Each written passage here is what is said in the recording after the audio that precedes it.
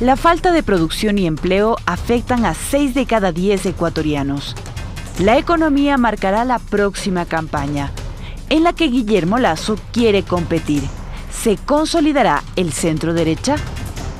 El ambiente electoral tomará fuerza a mediados de 2020. Sin embargo, Guillermo Lasso encendió el pregón un año antes.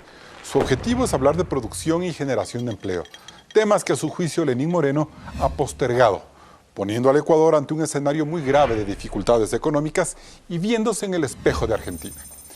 En el programa de hoy, el líder del movimiento Creo nos hará una lectura del escenario político que vive el país para determinar si aún hay espacio para su propuesta de cambio, o si la papeleta electoral de 2021 nos traerá sorpresas. Usted está en Políticamente Correcto.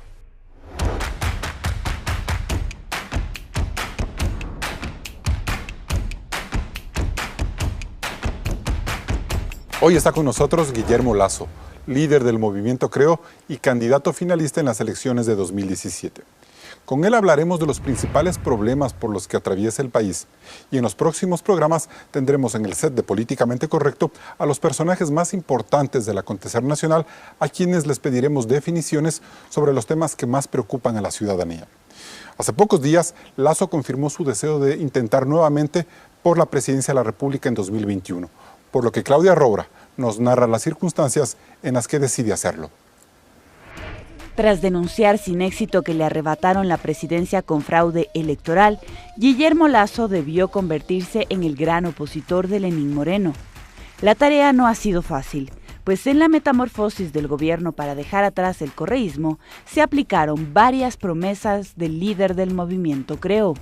La más importante, la consulta del 2018 para eliminar la reelección indefinida, replantear el Consejo de Participación Ciudadana y nombrar nuevas autoridades de control. También se reformó la Ley de Comunicación, promesa de Lasso en la campaña electoral. El contradictor de Moreno se volvió un aliado a la hora de reestructurar la Asamblea a mitad de periodo como una apuesta por la gobernabilidad. Políticamente Creo ha tenido contratiempos. Su alianza con Mauricio Rodas se rompió de inmediato y en estos años perdió cuadros de proyección como Mae Montaño, Ana Galarza, Lourdes Cuesta o Fabricio Villamar, por lo que su bancada de 34 legisladores bajó a 19. Pero el momento más difícil para Lasso fue en las elecciones seccionales de marzo pasado, donde perdió el respaldo electoral que había logrado en Quito. Su candidato a alcalde tuvo el 7% de votación.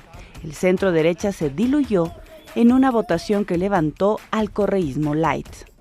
Pese a estos avatares, las críticas de Lasso al gobierno son consistentes. Lastimosamente hay una lentitud por parte del gobierno en cuanto a la presentación de iniciativas, de cambios en la economía. Por eso, como ocurrió con Rodrigo Borja, Sixto Durán Ballén y Abdalá Bucaram, cree que la tercera puede ser la vencida. Para ello tendrá que lidiar con la posible candidatura de Jaime Nebot, quien tiene el entusiasmo de Moreno. Estarás tomándote unos días, unos meses de descanso, Jaime, pero con toda seguridad el futuro te tiene preparado retos bastante más grandes todavía.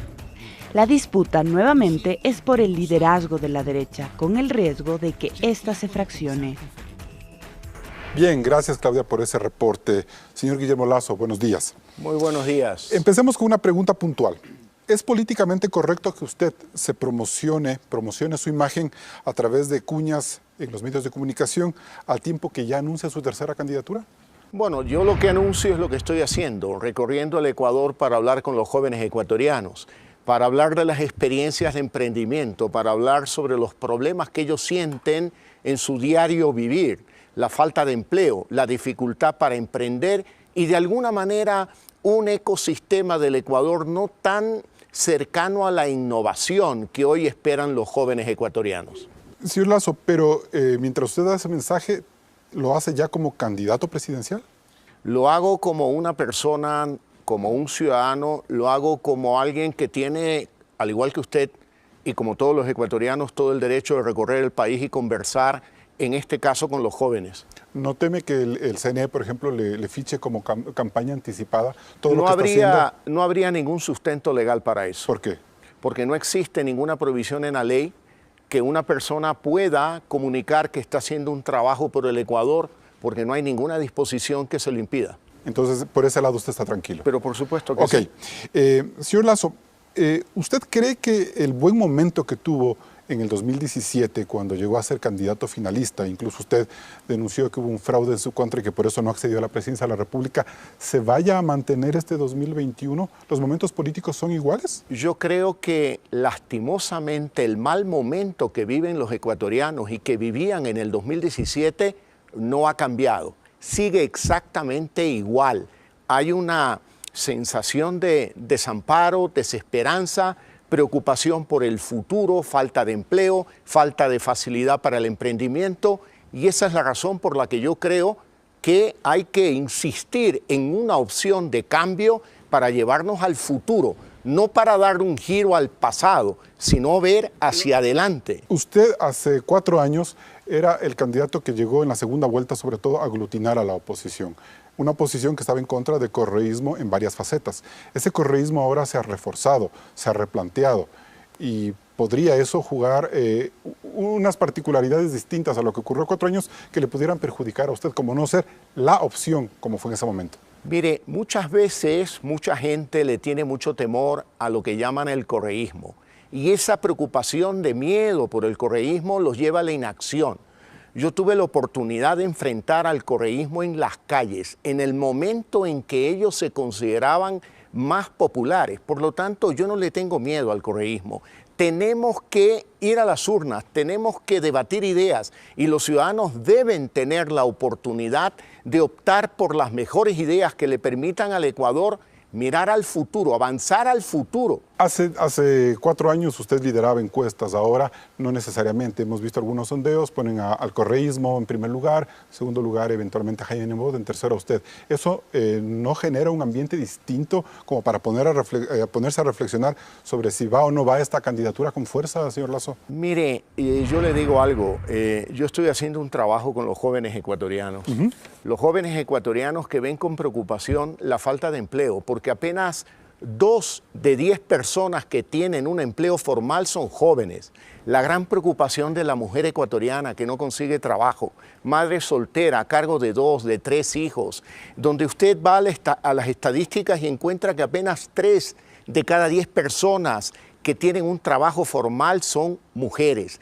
Esa es mi preocupación, esa es la razón de ser de mi existencia en la política, generar oportunidades para quienes no lo tienen en el Ecuador. Pero, señor Lasso, esa desesperanza no es la que le ha generado cierto apoyo al correísmo, como usted mismo lo ha reconocido en varias entrevistas en los últimos meses. ¿De quién es la culpa de que el correísmo ahora esté reencauchado? Mire, yo le digo una cosa, yo creo que, y lo dije en alguna entrevista anterior en una radio, esta obsesión contra Correa ha generado cierta parálisis en el Ecuador. Recuerdo que en los 2 primeros años de gobierno, o concretamente el primer año de gobierno de este gobierno, dominaba la teoría de no, la prioridad es lo político. Con lo político tenemos que sacar del escenario a Correa. ¿Usted pensaba así? Bien, no, yo no pensaba así. Usted hablaba de ley de comunicación, Consejo de Participación Ciudadana, reformar los poderes de control. Esa era una prioridad. Por supuesto que sí, en campaña del 2017. Exacto. Pero también hablaba de la economía y de la necesidad de generar 1 millón de empleos. Una vez que se produce el cambio de gobierno, era de esperarse que este gobierno se ponga a trabajar no solo en la reforma política, en la consulta popular, que como bien lo dijo el programa en la introducción, era una propuesta nuestra, debió también trabajar en economía, pero muchos líderes o dirigentes de la economía ecuatoriana y algunos dirigentes políticos priorizaban, vamos a por Correa, después por la economía. Y ya vemos un gobierno que no tiene un plan económico, que no ha presentado un programa económico. No, no ha ido por nada. Y la economía está detenida. No hay empleo, no hay posibilidad de emprender, no hay esperanza para jóvenes y mujeres. Guillermo, el presidente Moreno, con su liderazgo, quitó la reelección indefinida, cambió las autoridades de control. ¿Eso no es una lucha efectiva contra la corrupción? ¿Cree usted que este gobierno le queda debiendo ese tema al país? Todos los temas que usted ha señalado tienen que ver con la política, con la lucha contra la corrupción, que se justifica y muy bien, pero yo estoy tratando de hablar sobre la economía, el problema real del diario vivir de los ecuatorianos, Carlos. El joven que no tiene empleo, aquel joven que termina la universidad y no tiene dónde trabajar. Pero para llegar al poder hay que establecer algunos lineamientos políticos, pues, Guillermo. Sí, por supuesto que sí. Y yo los establecí. Y fíjese que este gobierno tomó la principal propuesta mía, el llamado a una consulta popular para revertir la reelección indefinida. Y está bien, eso está muy bien. Y la economía y la vida diaria de los jóvenes, de las mujeres, de la familia ecuatoriana, donde hay una realidad. Y esta situación que todavía está como calma chicha alrededor de ver qué pasa con estos casos de corrupción que tanto preocuparon en los últimos años y que siguen preocupando. ¿Cómo mira usted este avance en la justicia? Una lentitud absoluta ¿Y eso es y culpa total. de quién? Yo creo que en el Ecuador, sin duda alguna, todos deseamos una democracia con independencia de poderes, pero ciertamente que el gobierno establece un rumbo, establece una línea que la siguen las otras instituciones del Estado. Y claro, se me hace difícil pensar una lucha frontal contra la corrupción de un gobierno que nació de las entrañas del correísmo y que obviamente tiene relaciones, vínculos muy profundos todavía con el correísmo que lo impide trazar un rumbo claro de lucha contra la corrupción. Ya hay nuevas autoridades de control, tenemos una fiscal que es independiente, al menos así se le encasilla, ha habido unos cambios en la judicatura.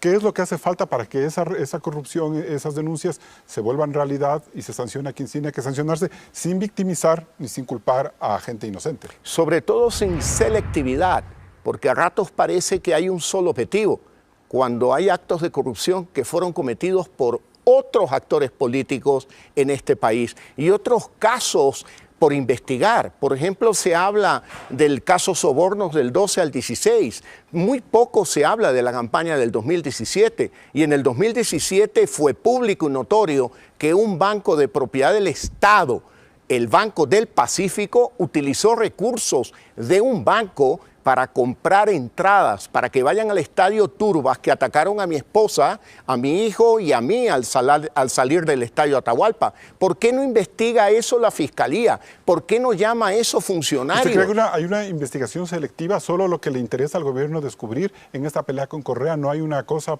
total? Yo sospecho que hay algo de eso. Me parece penoso que estaremos esperando a un nuevo gobierno independiente y autónomo para mirar unos casos que deberían de revisarse hoy también. ¿Usted está poniendo en duda la independencia de la fiscal general? No, yo no pongo en duda la independencia. Entonces, yo creo que los gobiernos marcan rumbos y el rumbo que han marcado para la justicia tiene cierto nivel de selectividad. ¿Y sobre ese rumbo está trabajando la fiscal? Me parece, porque todos los casos tienen que ver con ese rumbo. Y en ese momento, entonces, ¿cree usted que la siguiente consigna sea investigar lo que ha hecho Moreno desde la campaña anterior? Pero por supuesto que sí. Ha habido información del mismo periodista que investigó el arroz verde y que tomó la fiscalía para iniciar el caso de los sobornos 2012 al 2016, donde se informaba en esa investigación también de dónde salieron recursos de la campaña del 2017, no solo del Banco del Pacífico, de propiedad del Estado ecuatoriano, sino también de la SENAIN, una institución del Estado ecuatoriano. Bien, con estas primeras reflexiones nos vamos a un corte comercial. Seguimos en Políticamente Correcto. Este programa de Políticamente Correcto se retransmite en Radio Suceso 101.7 FM Quito y un reprise a las 19 horas. Regresamos con más de esta entrevista con Guillermo Lasso.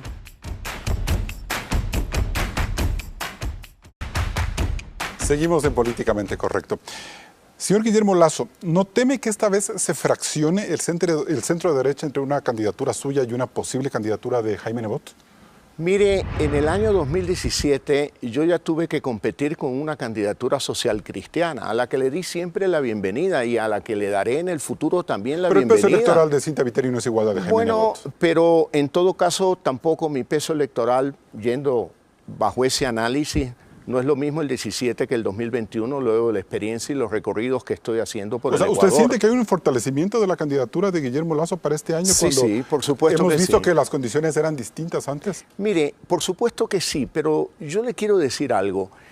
Muchas veces discutimos la coyuntura política. Yo le quiero plantear a usted que discutamos, debatamos, conversemos sobre los problemas estructurales que eso tiene vamos el a hablar. país. Tenemos dos bloques más. Yo sí quisiera cerrar ese tema porque sí es importante entender que ante una candidatura fuerte como la de Lasso y una candidatura fuerte como la de Nebot, puede haber una división de la centro derecha similar a lo que ocurrió en Quito, y eso puede beneficiar a una tercera candidatura. Yo digo, ¿no es el momento de pensar en una suerte de unidad de la tendencia?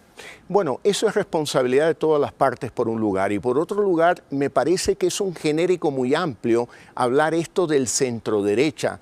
Yo creo que en los proyectos políticos hay diferencias y hay matices importantes. Nosotros aspiramos a un proyecto democrático, un proyecto republicano, un proyecto moderno que inserte el Ecuador el proyecto que yo represento. El proyecto que yo represento busca la modernización de la economía ecuatoriana, mirar al futuro con esperanza, abrirnos al mundo para generar oportunidades del mundo aquí en el Ecuador. ¿Eso es la centro derecha? No, esa es una visión de modernidad, de futuro. Yo creo que este arquetipo de decir de derecha, de izquierda, en el mundo ha quedado obsoleto. Yo creo que el gran desafío hoy es un debate entre el populismo y la democracia y el republicanismo. Y ese populismo tiene raíces tanto de izquierda, de derecha, de centro. ¿Y dónde queda Nebot en esa categorización que usted hace? Yo no soy la persona llamada a clasificarlo a él. Él habla de progreso, de cambio, de modernidad. Bueno, pero nosotros hablamos de una economía que realmente dé respuesta a las necesidades diarias de los ecuatorianos. ¿Él no? ¿Él no?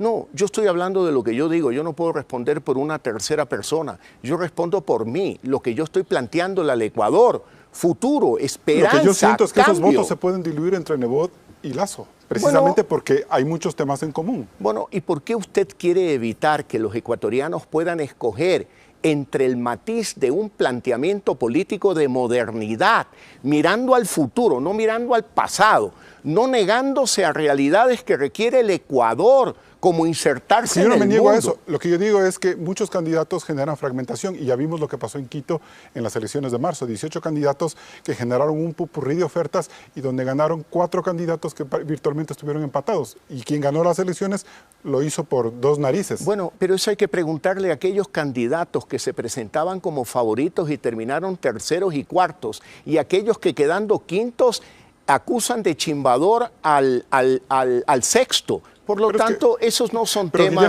Guillermo, sí son temas, porque yo creo que... No, permítame terminar la frase. Cuando digo no son temas de una campaña presidencial, porque una campaña, unas elecciones seccionales tienen unas características muy particulares. Ahí se da oportunidad a los movimientos locales, se da oportunidad a determinados líderes locales, pero cuando hablamos de una campaña presidencial estamos hablando de movimientos y partidos políticos de mayor envergadura, con proyección nacional, con influencia a nivel nacional y con líderes que hemos demostrado tener presencia en todo el país. Sí, pero yo también creo que su objetivo como líder nacional era haber tenido una fuerte votación en Quito y haber liderado un espacio político que permita por lo menos tener un alcalde en una situación protagónica.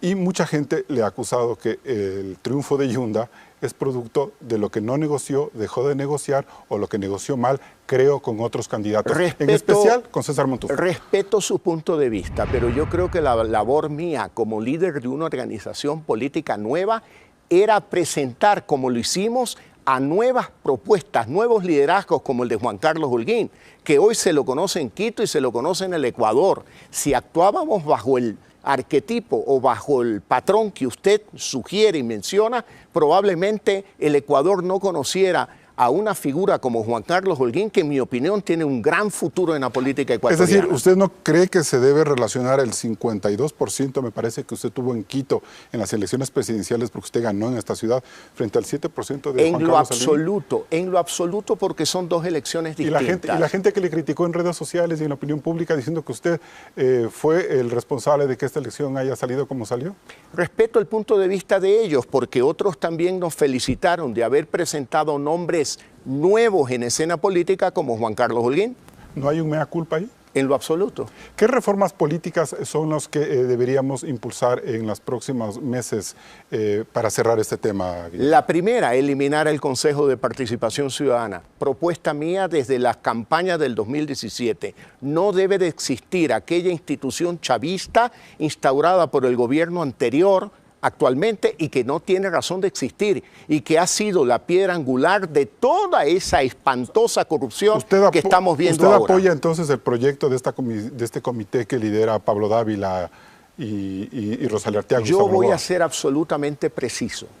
Yo apoyo que desaparezca el Consejo de Participación Ciudadana y he sido consistente desde la campaña del 17 aún la campaña del 19, cuando promoví el voto nulo por cualquier candidato, por todos los candidatos que participaron por él. ¿Usted votó sí porque se reestructura un consejo que se elige en el pueblo? Yo voté sí en contra de la reelección indefinida y voté sí por la necesidad de una reestructuración de todas las autoridades de control para evitar esta alcahuetería de que seguían las mismas autoridades protegiendo actos de corrupción que hoy estamos viendo han sido espantosos. Para cerrar el tema político, señor Lasso, ¿usted en un eventual momento declinaría su candidatura si eso beneficiaría una opción más nacional o una opción de tendencia más sólida?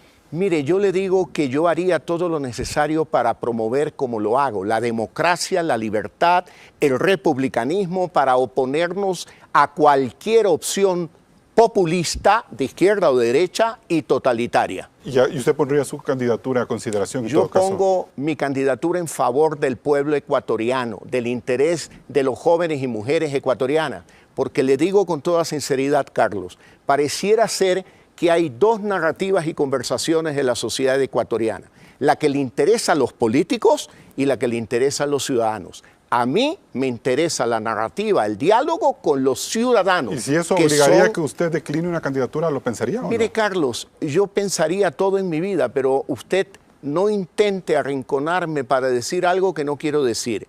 Mi prioridad son los jóvenes, son las mujeres, son las familias ecuatorianas que muchas veces son olvidados por los políticos que se dedican a dialogar entre ellos. Precisamente eso era lo que quería saber. Vamos por un tema que sí es importante y es social. Es una pregunta que le hace una reconocida jurista quiteña, señor Lasso. Encantado. Señor Lasso, tomando en cuenta las obligaciones internacionales que tiene el Ecuador en materia de derechos humanos, de llegar usted a la presidencia, ¿qué gestiones concretas tomaría su gobierno para respetar y garantizar los derechos de las personas LGBTI en el ámbito de sus derechos familiares, por un lado, y por otro lado, si es que llegara a aprobarse el aborto por violación, ¿qué es lo que haría su gobierno para garantizar y mejor asegurar el ejercicio de ese derecho y si estaría posiblemente usted dispuesto a revertirlo? Mire, comienzo por lo último. Hay personas que favorecen el aborto. Yo no participo de esa idea. Yo creo que hay un valor esencial ético que es la defensa de la vida desde la concepción hasta la muerte natural. Yo creo que se ha desviado el debate. El debate no es si va presa o no una madre que aborta, no. El debate es que tenemos que fortalecer las penas contra los violadores. Debemos de proteger a las madres y debemos de proteger también a aquellos niños que llevan en su vientre. Y por lo tanto, yo lo que creo que para defender las dos vidas tenemos que pensar inclusive en facilitar trámites de adopción para aquel debate no deseado. En eso yo le tengo claro, sé cómo usted piensa, eso no lo voy a cambiar, creo que es consistente, pero más allá de eso, es muy posible que en la Asamblea haya los votos suficientes para despenalizar el aborto por violación y en otros casos más. Si es que eso llega a darse y eso se llega a ejecutar, que es muy probable, y si usted llegaría a la presidencia, ¿va a impulsar alguna ley que retrotraiga eso que se ha logrado o dejaría que el tema siga en el vigente? En primer lugar, hay que ver qué resuelve la Asamblea. Todavía no nos adelantemos.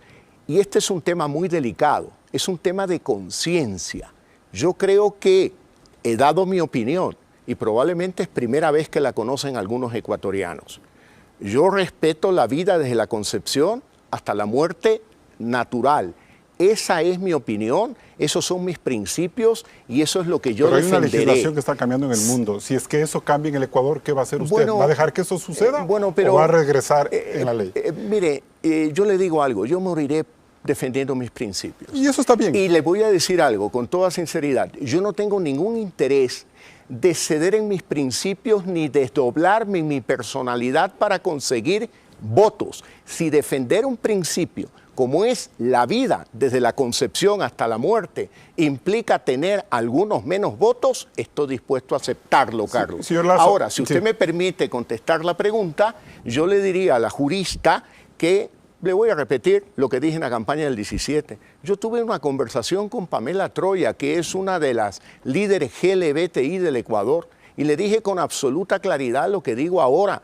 Yo tengo mis principios y yo vivo de acuerdo con mis principios. Yo pretendo ser presidente del Ecuador.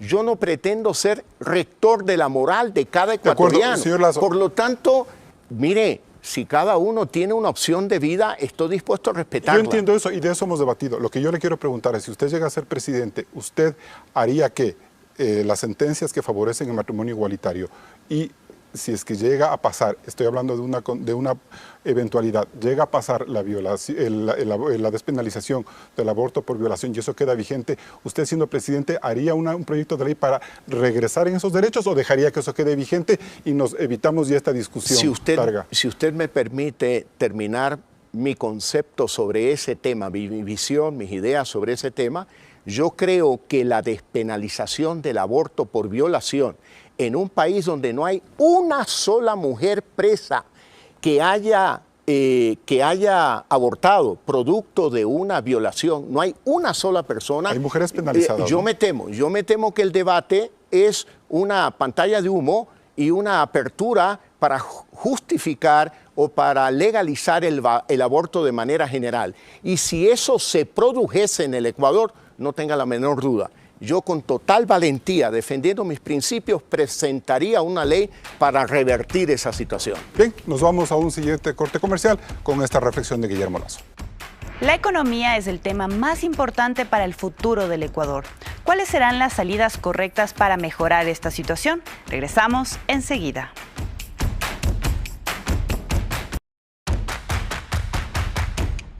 Durante la campaña de 2017 se hablaba del riesgo de que Ecuador se destruyera como Venezuela, bajo un gobierno autoritario y con una economía asfixiada por el control estatal.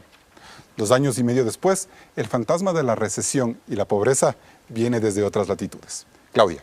Así es, Carlos. Argentina cambió de rumbo político y económico a finales del 2015. Hoy su gobierno es un fracaso. Dirigentes como Guillermo Lasso y Jaime Nebot saludaron entonces el triunfo del presidente Mauricio Macri y su proyecto de apertura económica, que eliminó las restricciones para la compra de dólares y se diseñó un esquema tributario de exenciones primero y nuevos impuestos después. Como su plan gradualista redujo muy poco el gasto público, el Estado se quedó sin recursos y la apertura no trajo la inversión prometida. La inflación trepó y el peso en menos de 4 años se ha devaluado en casi un 500%. Macri acudió al FMI, que le otorgó un préstamo inicial de $50.000 millones bajo severas medidas de ajuste y elevación de tarifas. Su gobierno subió la deuda externa en casi $100.000 millones. Por eso el país está al borde de la quiebra y a punto de que regresen el peronismo y los Kirchner. Macri volvió a restringir el mercado del dólar en un país que tiene un serio problema de liquidez. Carlos. ¿Y Ecuador debe mirarse en Argentina, Claudia? En cierta medida, Carlos, pues el desafío de nuestro país es mantener la liquidez en dolarización. Según el Foro de Economía y Finanzas Públicas, el gobierno necesita unos $700 millones mensuales para la ejecución presupuestaria. El gasto público de Ecuador es ahora superior al de Argentina, casi el 40% del PIB, y la deuda total agregada, que supera los $56.000 millones, representa el 51.6% del PIB, mientras que el déficit fiscal para fin de año podría superar los $4.500 millones, mayor al del 2018. Estos indicadores alarman, pues además la economía nacional este año decrecerá en medio punto porcentual, al tiempo que en el gobierno de Moreno se han destruido 144.000 plazas de empleo formal. El país además está a la expectativa de una reforma laboral y tributaria que, al igual que Argentina, tiene la vigilancia del FMI, por lo que dirigentes como Guillermo Lasso esperan que esas reformas reduzcan impuestos como el de salida de divisas, IVA, no se graben anticipos a las pequeñas y medianas empresas y se flexibilice el proceso de contratación de personas. Carlos, ¿son medidas que pueden alejarnos de la crisis argentina? Hay una pregunta puntual del señor Guillermo Lasso, matizada con algo. ¿Macri ha sido un mal presidente? Cuando se tienen las ideas claras y cuando uno transita con la humildad como la gran compañía, uno no se pierde del camino. Yo creo honestamente que el gran pecado de Macri es haberse alejado de sus ideas por las cuales fue electo presidente de Argentina. Si nos imaginamos la pirámide socioeconómica de Argentina, yo creo que el pueblo argentino aceptó las medidas de ajuste de Macri. El problema es que Macri se subió en la nube rosada, se olvidó del control del gasto y una vez que los inversionistas en la cúspide de la pirámide hicieron las cuentas, se dieron cuenta que el modelo hacía agua por todos lados. ¿Quién le subió a Macri en esa nube rosada, señor Guillermo Lasso? No lo sé, ¿Sus pero asesores? Yo no lo sé, pero ahí están los resultados de las políticas gradualistas que muchos en el Ecuador defienden.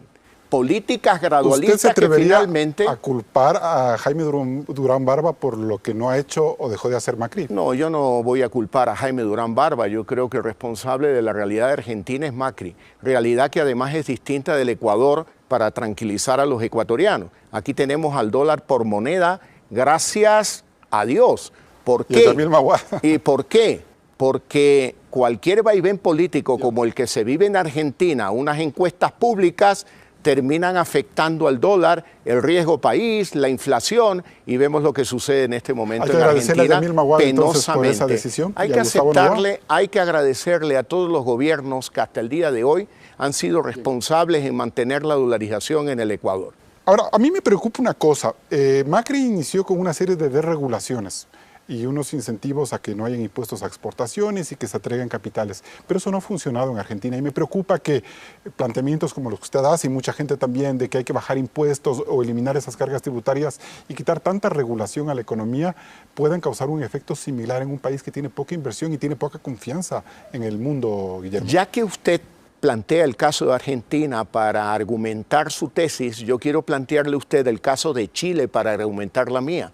Chile es un país que lleva durante casi ya 40 años de una política económica virtuosa, donde se respeta la libertad individual, donde todavía el gobierno actual está trabajando para desregular los mercados, para sacar las narices del gobierno en la vida de los ciudadanos. Y yo creo que ese es un modelo exitoso. Pero eso no intentó hacer Macri. Perdón. Chile lo ha logrado durante 40 años, mi querido Carlos, pero permítame pero a mí me parece que Ecuador se parece más a Argentina que a Chile. Sí, pero el Ecuador tiene que parecerse más a Chile que a Argentina y a Venezuela. Va a tomar 20, 30 años. Bueno, a Chile le tomó 40 años, gracias a la madurez de la clase política chilena, porque no ha sido el centro derecha o el centro izquierda. Ha habido alternancia en el poder de gente de izquierda y de gente de derecha, pero muy maduros todos que comprendieron que con la economía no se juega, porque eso es jugar con la oportunidad de los jóvenes y de las mujeres y de toda la familia. Pero si, por ejemplo, este país redujera el IVA y eliminar el ISD, se puede quedar el país sin recursos del Estado para financiar ese gasto público abultado que tiene Argentina. Y ahí es donde vienen los desequilibrios que terminan en unas deudas pavorosas en las que Macri cayó, al igual que el kirchnerismo. Pero vea usted, Carlos, ¿cuál es el modelo? El modelo que hemos visto en los últimos 20, 30, 40 años en el Ecuador.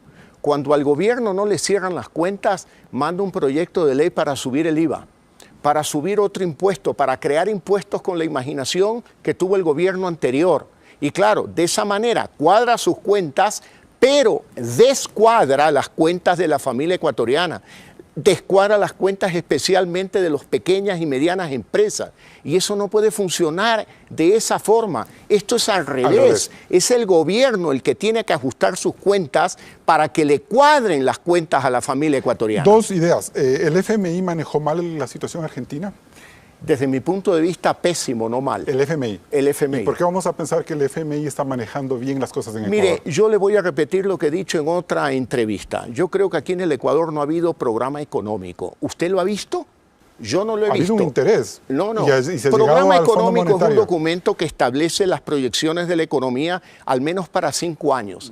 Establece objetivos de reducción de gastos. Establece objetivos de aumentar ingresos por optimización del gobierno. Establece objetivos de deuda. Establece objetivos de crecimiento. Eso en el Ecuador no existe. Señor Lo que Lazo, ha habido en el Ecuador es un programa político internacional que ha permitido que el Fondo Monetario Internacional apoye al gobierno ecuatoriano porque dio un viraje de 180 grados en política internacional. Para que no Pero regrese el aquí correísmo. no hay programa Ahora, económico. ¿eso qué quiere decir? ¿Que está manejando mal el gobierno el tema del endeudamiento, por ejemplo? ¿Este país sigue endeudado?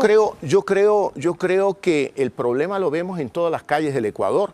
La cara de desesperanza de los jóvenes, la preocupación de madres de familia. Permítame, Carlos, de contarle en mis recorridos del Ecuador, ¿qué veo yo?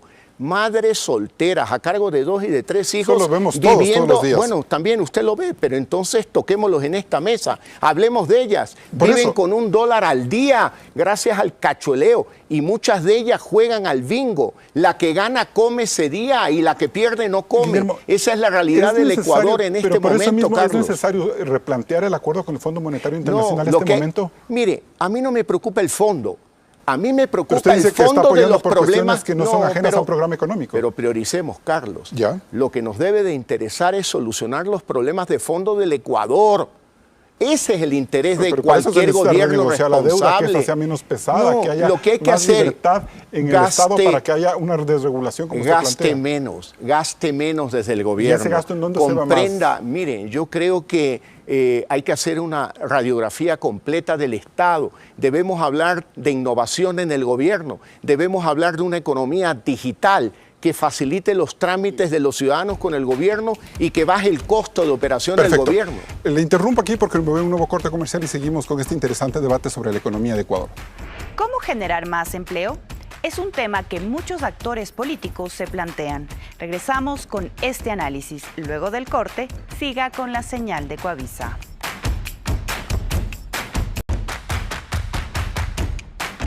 El exministro de Economía, Diego Borja, también le plantea una pregunta importante a Guillermo Lasso. Escuchemos. Usted ha propuesto que sabe cómo crear empleo y se ha centrado mucho en la creación de empleo. ¿Cómo lo va a hacer en una economía que está cayendo? Y más todavía cuando hay acuerdos que tienen que cumplirse. Por ejemplo, la flexibilización de las leyes laborales, el aumento de los impuestos indirectos como es el IVA, la modificación de las regulaciones del sistema financiero. En una economía en caída y con la historia que ya tiene el Ecuador de firma de carta de intención con el Fondo Monetario Internacional, que no han sido las mejores experiencias, ¿qué va a hacer usted con eso? Señor Lasso. Querido Diego, tú me conoces y sabes que he trabajado desde los 15 años de edad y me he dedicado a crear empleo desde el sector privado. Yo sé cómo hacerlo, sin duda alguna que sí, porque ya lo he hecho. ¿Qué hay que hacer? Levantar la economía, lograr apuntar con un programa económico de mediano plazo a crecimientos económicos al menos de un 5% para poder crear empleo. Una economía como la actual, que en este año va a decrecer el 0,5%, solo va a seguir destruyendo empleos como lo ha hecho durante los últimos 2 años. Guillermo, ¿qué expectativas tiene usted de este proyecto de reforma laboral y tributaria que se anuncia que va a venir del gobierno? ¿Usted cree, como muchos sospechan, eso no es una versión oficial, de que posiblemente suban impuestos? Mire, yo he sido muy claro. Si el gobierno envía un proyecto de ley para incrementar impuestos, tasas de impuestos o crear un nuevo impuesto, yo le recomendaré al bloque de Creo votar en contra. Nosotros no estamos de acuerdo con incrementar impuestos. Peor el IVA, que va a golpear al consumo, que es el que sostiene la economía ecuatoriana, sostiene la producción y sostiene el empleo. ¿Usted sospecha que eso va a pasar?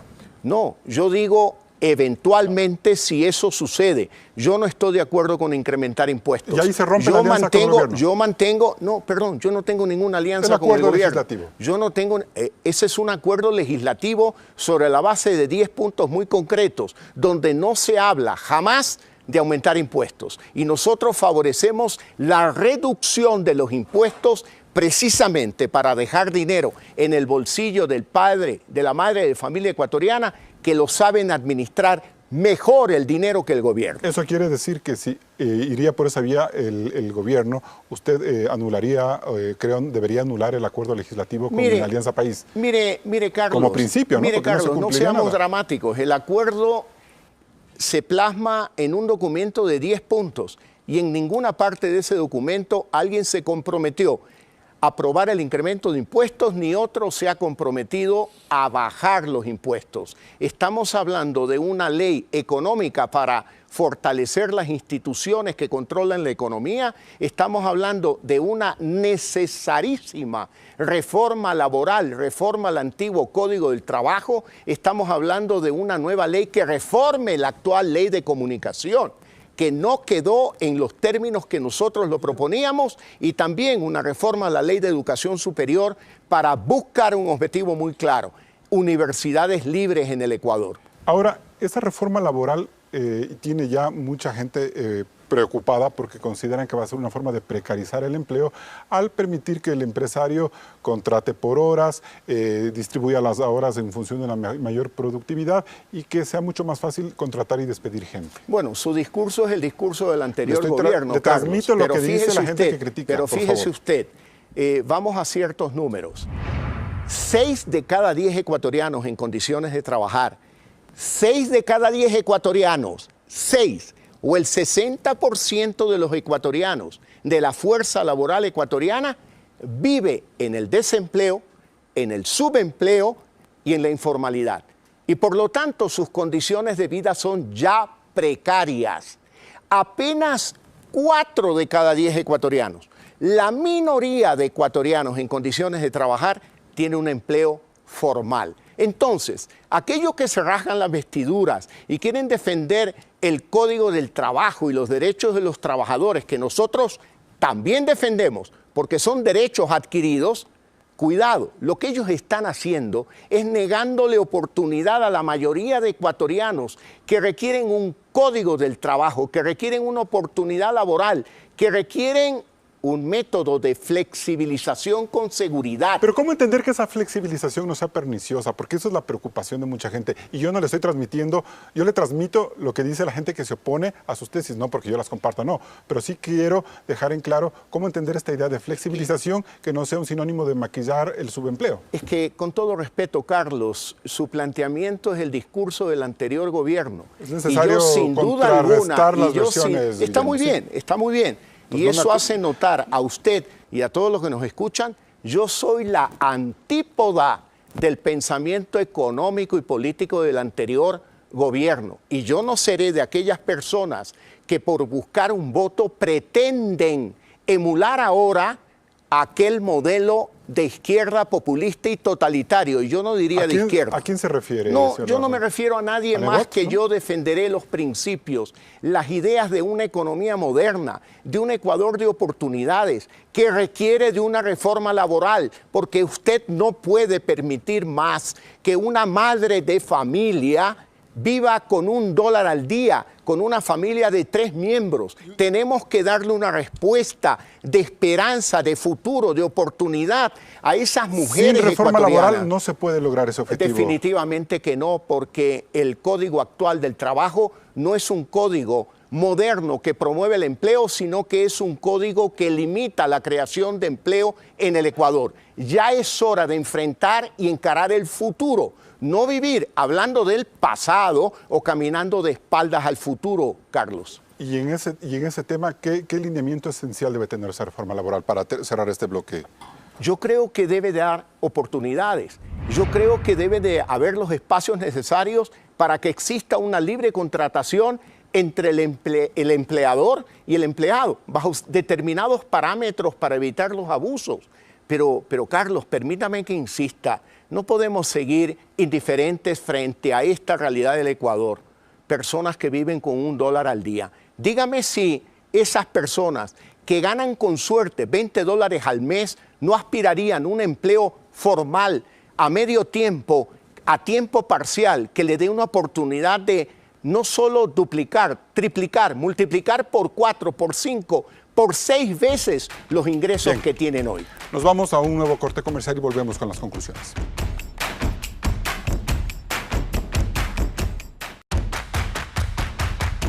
Entramos en la etapa de conclusiones. Guillermo Lasso, ¿es políticamente correcto hablar de una candidatura presidencial un año y medio antes de las elecciones?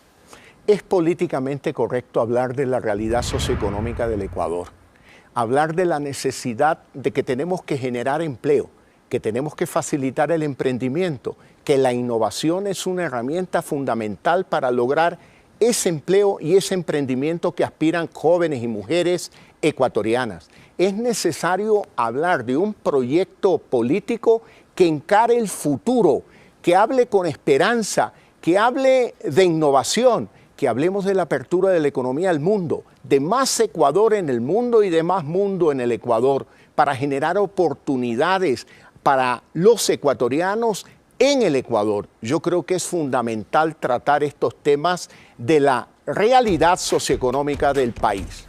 Y bien, Guillermo Lasso cierra cualquier especulación lanzándose al ruedo un año antes de lo previsto. Su estrategia es difundir un mensaje de producción, empleo y oportunidades, sin saber si con ello todo el centro derecha se aglutinará a su favor. Los momentos políticos nunca son iguales, por lo que tal vez sea muy pronto suponer que la sociedad vaya a reaccionar el 2021 de la misma forma que lo hizo en 2017. Ahí está el desafío de Lasso: ajustarse a un Ecuador político donde las prioridades, las alianzas y los personajes cambian en cuestión de meses y frente a cualquier coyuntura. Creo, como movimiento, aún tiene que fortalecer sus estructuras debilitadas en estos años de oposición. El país necesita ahora organizaciones consolidadas. Hasta el próximo programa. Con estas conclusiones cerramos Políticamente Correcto. Recuerde que tenemos una nueva cita el próximo domingo. Siga con la señal de Coavisa. Enseguida, el reprise de Visión 360.